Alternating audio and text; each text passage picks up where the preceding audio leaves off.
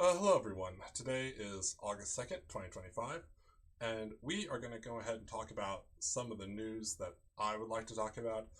Before we begin, I will say that I looked through the news for ESO, PAX Day, Throne and Liberty, and Blade and Soul Neo. I didn't see any news I was particularly interested in covering and talking about myself. The closest I feel like I saw was the statement from the new president for ZeniMax, but even then, that's just like thoughts and visions. That's no like release dates for new content or anything special. So we'll just go ahead and omit that stuff. So I want to get started by talking about how with the guild on Throne of Liberty has now hit level 30. Yay. My goal was for us to hit level 30 prior to October 1st, 2025, the 1 year anniversary of global release. And we got that. Cool. So I will say that there is a downside to the current Summer Splash event, is that the fish, you get more rewards if you find more fish in more places, but because of this Summer Splash event, I keep getting these Azure fish that only spawn during the event because of the event, and that makes it harder to get the fish that I want for the fishing achievement rewards. Is anybody else having this issue or not liking this, or maybe you're liking the Summer Splash event? Feel free to tell me in the comments. There was a live stream for Bella Torres, and I would love to show it to y'all, but I'm incapable because right after the live stream, they made the video private, so I have no way to access it and send it to y'all. But I will say that I was a fan of the graphics, and the gameplay looked pretty smooth. And like with any other MMO, I can't promise that I'm going to enjoy it, but I at least want to check it out. And Bellator's definitely gets my attention, especially after that past live stream. Server merches are coming to Blade and Soul Neo on August 5th. I know I said that last week, but I'm gonna say it one more time this week because remember, by the time we get to next weekend's update, we're definitely gonna have August 5th pass. So there's that, and we are currently on the Viridian Coast server, but we are going to be consolidated into the Heaven's Reach server. So next we're going to talk about Age of Mythology Retold. This is a single player RTS with certain co-op elements, though if you're like me, you probably just do the single player stuff. It is releasing on September 30th. There's going to be, let's see, Praise the Gods and prepare yourself for the next DLC for Age of Mythology Retold, Heavenly Spear, and for a limited time, pre-order to get 15% off. I'll have links in the description if y'all want to see. Worship the gods, command new heroes, and summon the yokai of Japan, so it's going to be the Japanese Pantheon in an all-new expansion, Heavenly Spear. Play a sweeping 12-mission campaign, wield the powers of the entirely new Japanese Pantheon, and command samurai and all new mythical creatures to achieve victory on the field of battle. What's included in Heavenly Spear? 12 gods from Japanese mythology, each with unique blessings and playstyles, 12 new myth units, a 12-mission campaign, new god powers, tech, and strategic layers to master, expanded skirmish and Arena of the Gods experience. Pre-order Heavenly Spear on Steam, Microsoft Store, and Xbox. It will be available on September 30th on all platforms, including PlayStation 5. If you're already on the Premium Edition, you will gain access to Heavenly Spear on launch day, September 30th. So that's in roughly 2 months from now, and I personally am looking forward to it. So meet the new Japanese Pantheon major gods. It'll be Amaterasu, Tsukuyomi, and Susanoo. Okay, disclaimer: I'm not Japanese, so I may not pronounce all those right. Please give me the correct pronunciation in the comments if you know it. And a divine campaign to fill with honor, chaos, and celestial. Alright. But honestly, I've heard their names, but different people have pronounced them differently, so. So there's going to be Amaterasu, goddess of the sun, Tsukuyomi, god of the moon, and Susanoo, god of chaos and storms. And if you know Japanese mythology, then it should come as no surprise to you that these three are going to be the major gods. For those of you who don't really know Japanese mythology, I'll give you a quick synopsis of the start of how it starts. Like with most if not all other mythologies around the world, it starts with chaos throughout the universe. But then on Earth, you have Izanagi, a male, and Izanami, a female.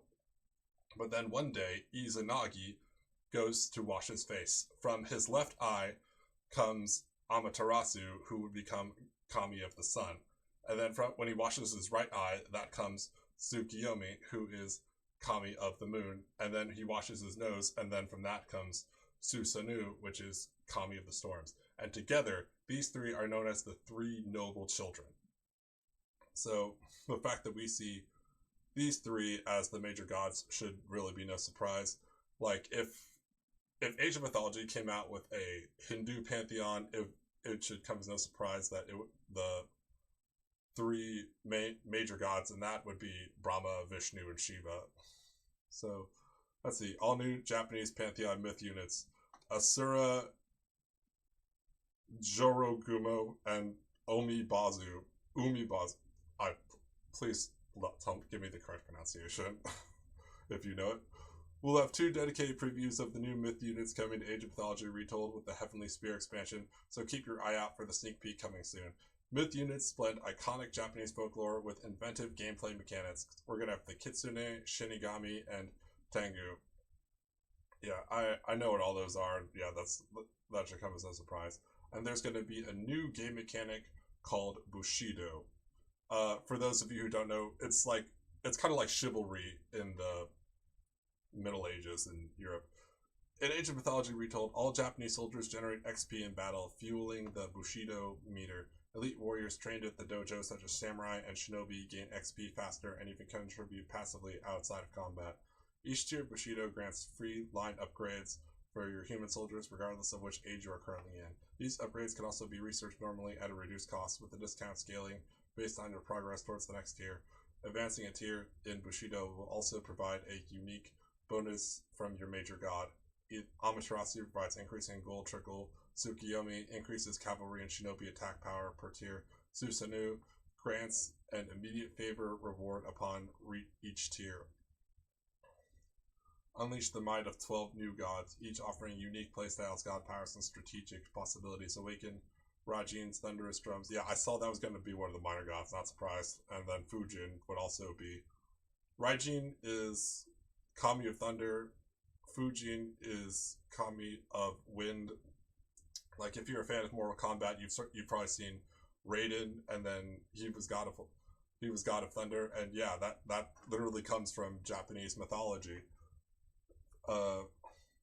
Raijin's thunderous drums send whole armies flying across the map, with Fujin's smiting gust or even to summon Watatsumi's swirling dragon typhoon to devastate your enemies. Each Japanese god offers unique ways to dominate the battlefield. Battle across 6 new multiplayer and skirmish maps inspired by the sacred mountains, misty forests, and mythic landscapes of Japanese legend.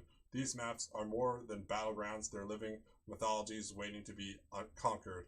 Whether facing friends online or perfecting your build orders in solo skirmish, these new environments offer fresh tactical challenges and strategic depth. Heavenly Spear follows Yasuko, a peaceful farmer's... Yasuko? Please tell me if I'm pronouncing that right. A peaceful farmer's daughter whose destiny changes when she discovers a magical spear hidden in the countryside. As war looms and chaos spreads across the land, Yasuko is thrust into a world of gods, monsters, and mortal ambition. With the guidance of Akari, guardian of the spear, Yasuko must uncover the relic's secrets and prevent it from falling into the hands of Kagemasa, a ruthless warlord who seeks to imprison the sun goddess Amaterasu and claim godhood for himself. Yasuko's journey spans 12 handcrafted campaign missions, each rich with cinematic storytelling, unforgettable characters, and escalating stakes. Along the way, she'll face mythical beasts, forge divine alliances, battling against Kagemasa to restore balance to the world. Become an agent pre-order. Become an agent insider. Unlock access. Okay. Alright, whatever. So, one last piece of this that I'm going to talk about is pricing. So, take a look here. You can buy the standard edition for just $30. But I would recommend buying the premium edition for $50, and here's why I would say that. Because the premium edition will come with the Chinese DLC, which is the Immortal Pillars DLC, and this new Heavenly Spear DLC. So if you do the math here, you have 30 plus 19 plus 17, and that comes out to $67. Or you could buy the premium edition, and that costs just $50, so you're saving yourself some money. There is more content for this game that it's like Legacy, Dietrich Portrait Pack, original soundtrack. I personally don't use that. I don't need that. What you're probably gonna want is the actual game content. So that's really all I want to talk about. If you want me to talk about something in next week's video, or you have thoughts on your mind and want to reach out, please let me know in the comments. Otherwise, have a corrosively wonderful day, and I'll see you in my next video.